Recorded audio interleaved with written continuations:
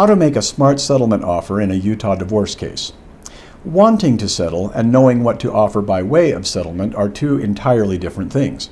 If you're going to make the first move, and there's nothing wrong with doing that, here's how to do it without overpaying or lowballing and wrecking your credibility.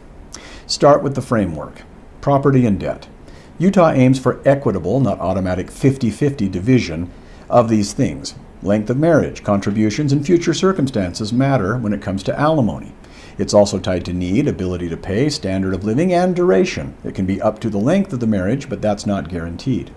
Custody and parent time, best interest of the child factors control. Joint legal is common. Many courts start from shared physical custody and then adjust accordingly. Minimum schedules are set by statute, but are not mandatory.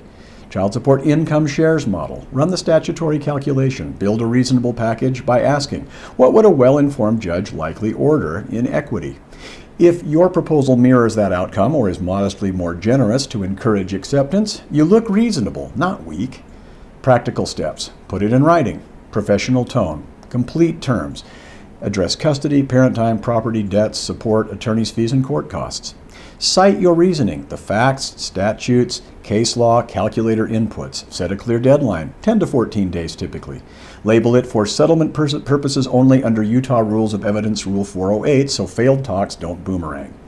Calibration matters. You don't need to give out or give up what the law requires or permits. Settlement is a risk-reward decision. Compare the likely trial delta to the time, stress, and cost you'd avoid by settling now. If your spouse ignores or rejects it, you still learned their positions and created a record that you tried to resolve reasonably.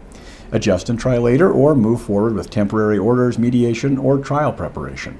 Bottom line, the best settlement offers are legally grounded, fact-specific, and a little easier to say yes to than what a court would likely impose anyway.